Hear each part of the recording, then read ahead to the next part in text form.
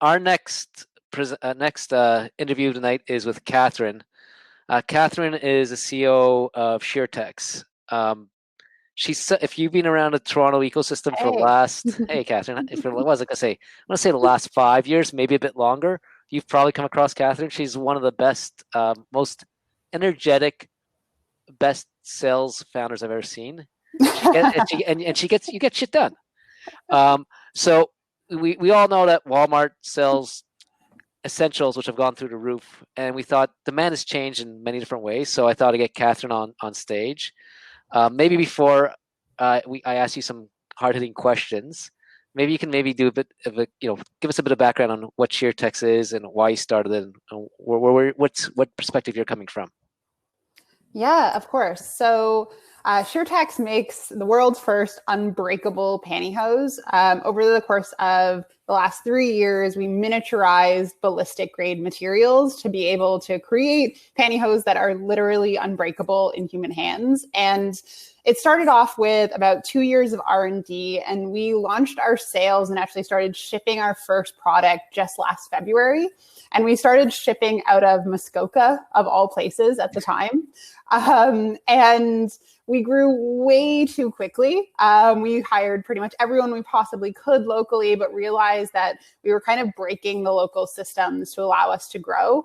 And we ended up taking over the largest hosiery factory in Canada over the course of last summer. We moved into this 120,000 square foot facility in September, and we went through an insane ride over the course of the fall, growing like just ridiculously. We then closed another round of financing at the end of that year. And we were starting to get our feet under us, be like, we know how to be a big company. This is all going to work out. And then, of course, COVID hit. So we've kind of had this crazy year of aggressive ramp ups. We actually had to shut down sales last summer because we were growing too quickly, catch up on orders and then restart. So it was about 3 weeks ago that we got shut down by the Quebec government as a non-essential service in terms of our production. So the idea of shutting down and restarting is becoming quite familiar to us. So I'm excited to chat more about this. So yeah, and you're being modest. I think from what I understand, sales probably grew 20 to 30 fold over month over month over the last 6 months coming up to Christmas time. So you had all the momentum. We went from, let's say, tens of thousands, low tens of thousands early last year to a couple 100,000 mid last year to millions per month in sales. This is dollars US by the end of last year. So imagine going from effectively nothing to millions of dollars US per month by the end of the year, and actually having to make all of that product, right? So we went from a team of, I think it was 5 early last year to almost 200 by the end of last year. So it was quite an insane ride. So before Quebec shut you down, did you see, how's COVID impacting you? Yeah, so we had quite a lot of things line up at the same time, but not in the way you'd want them to. So we switched agencies, like buying agencies, at least one of our agencies, a week prior to COVID really taking hold here in North America. And we were really excited to be putting out new creative and doing all these new things. But anyone that's a buyer out there will know it takes, a week or two to understand how new creative and how new audiences are performing. And by the time we were through about a week and a half of that, it was mid-March. And COVID was taking over, and it was really hard for us to tell whether changes in performance were results of COVID or results of a new ad strategy. So that was initially really frustrating. I think across the board, we're seeing way lower CPMs. I think, lower than we saw in the last 5 years across Facebook in particular, which is super exciting. That said, we're in a specific category that you kind of have to leave your house to really want to wear pantyhose. And we have other products that we sell, but we made a decision, it was a year ago, that we really wanted to own this particular category. And it's had us now internally being like, okay, well, when is hosiery going to recover? Do you launch new products in the meantime? And it's really sent us thinking do we optimize for COVID? Do we optimize for long term? How do you really think about this? Interesting. So, you know, you had all this big ramp up. You're now being deemed non-essential service, so I guess you can't produce anything. So how did you react? Yeah, so in the lead up to the government mandated shutdown, I'd say we had a lot of the same effects of restaurants where our workers were starting to become more and more nervous to come into work, whether that was on fulfillment or whether that was on manufacturing. And we had already, by the time the government shutdown came in, which was March 23rd, sent all non-workers that had to be like in the building to do their work home.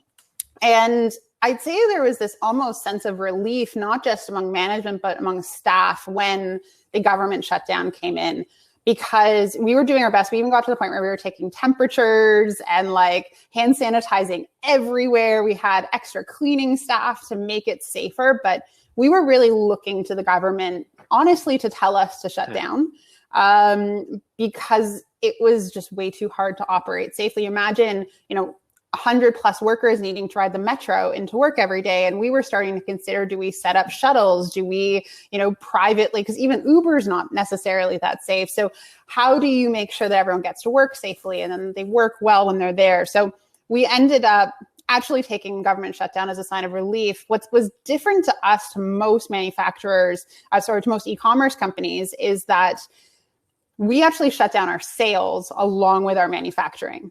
And we had some amount of inventory, but the truth was we didn't feel fully safe operating our fulfillment warehouse during this time. And we knew that we only had, let's call it, 2 and a bit weeks, maybe 4 weeks of inventory if we did keep it open.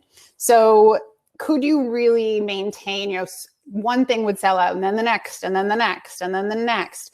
So how efficient are your ad dollars going to be if you keep running out of product and you're putting people at risk in order to do this? So we made the decision to shut off sales during the shutdown period. And it's honestly been a bit like, you have to look for the silver lining, but it's been a bit of fresh air, because similar to when we had to shut down our sales last summer because we were just way bombarded with orders, we've gone through an insane growth period over these last 6 months. And the ability to reset, to look at our factory, to figure out how we actually want to organize it, automate it, what products are coming next, where are they at in the product development process. We've been working on a rebrand with Red Antler in New York over the course of the last, I'd say, 5 months or so.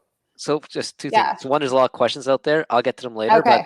But I just, because I don't know if everyone knows, does everyone know who Red Antler is? And maybe just explain who they are and talk about why. So are you focusing on the rebrand right now? Is this, what I'm hearing is no production, no sales.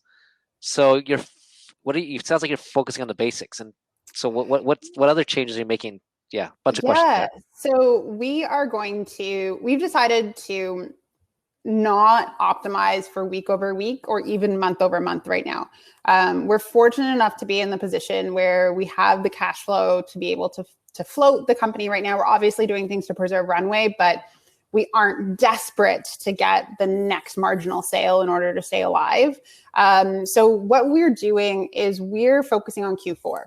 We know Q4 is not going to be normal, but we're hoping that people will start leaving their house in some way, shape, or form by Q4, which would make our core product relevant again. We know people aren't going to want to go into drugstores. We know people aren't going to want to go into department stores. So online for our product category, we think can survive in Q4. And if you also think of falling CPMs, that could be a great opportunity. So we're building inventory. Well, once we're allowed to open, which is hopefully soon, we're building inventory for Q4. We're getting ready to launch a new website. We're building automation into our factory. We're working on our internal automation software. We're focused actually on hiring for key executive roles. I've been running marketing for the company since we started. So how do we replace me in this time? So being able to turn our head to things that are a little bit more long-term. So interesting. So you're basically taking a step back and building a stronger infrastructure for scale. So one of the questions I saw, and I think it seems to be the way to go, is, are you not going to be producing Sheertex face masks and selling those? That is a great question. So I would say that there was a week or two where I got probably like a dozen or 2 dozen emails a day of people asking us why we weren't making face masks yet. And at the time, it was before CDC had said that just covering your face with anything was a good idea. It was at the time surgical masks and N95s were the standard. Our challenge was that our machines aren't necessarily better at making effectively, like the t-shirt like mask than anyone else. We'd have to get new equipment for some elements of that. And really it would more just be us putting labor towards it. If we were going to do something, we wanted to do something that would really leverage our superpowers, right? We have this knowledge of textile innovation. We have knowledge of our particular fibers. And over the past couple of weeks, we put together a team to actually build a prototype mask that is, assuming that we're successful, but we're very cautiously optimistic, could be virus inactivating and reusable and 95 grade. And so we've been focusing internally on how do we innovate, which is really our superpower as a company, to produce something that could really do a hell of a lot more good in the world than, us making, 1,000 masks a day right now. If we could make those and actually have something that could go to healthcare workers, that could have something to go to the front lines and really protect them, that would be our priority. And so now we're in a stage right now, we've sent masks off for testing in the US, working with government programs to be able to, assuming the tests come back well, be able to fund and scale that up. So that's just one of sort of a few different ways that we've been internally thinking that we might be able to give back. There's compression grade hosiery for healthcare workers that we're also working on. The idea to actually buy one, give one when we relaunch for women that are going back into the workforce. So really trying to figure out how we can use what we're good at to give back. Cool. I see a lot of questions about the material and if, how's your business model affect if you have basically pantyhose that don't break. We'll get those questions to you offline and you can respond to that. But I think there's one great question, so we have time for maybe one or two. And I'll from Nadia here. How are you keeping engagement with your customer base when they are likely focused on spending their dollars on essential services? So I just 3 quick hits. How are you communicating with your customer base, your investors, and your employees? Like how do you, because you've done a drastic change. Yeah. So investors, I'd say, was very top of mind in making some pretty radical changes to the business, like getting shut down. So we were overly communicative with all of our investors, sending notices to everyone, background information before anything would go public. So before our customers would know. We have a relatively broad investor base. I'd say there's probably 100 people on my investor update email. So we were very over communicative. Probably once a week, we were sending investor updates at the beginning, probably every other day, whether it's myself or our CFO, we're talking to our board. We've had one major board meeting. We have another one in another couple of weeks, but everyone has been incredibly understanding. It's been actually remarkable to see just even our community, whether that's our employees or our investors, come together to support us in this time. For customers, we're obviously still active on social. We're less active, but still active on email. We are not doing advertising right now. One thing that we've noticed, like we did a shutdown before in the past. It's okay to be a little bit quieter when you're not selling product. Like you can come back and, start talking to someone again. And there's no reason to keep up the same cadence of emails or the same cadence of communication with our customer base. We've always looked at it, do we have something relevant to say? And if we do, then say it. Awesome. So I think there's a lot of good advice and a lot of insight. Thank you for coming to Main Stage. You're going to be available to continue the conversation in 15 minutes on a session, right, Katherine? Yeah, for sure. Cool. Thank you so much.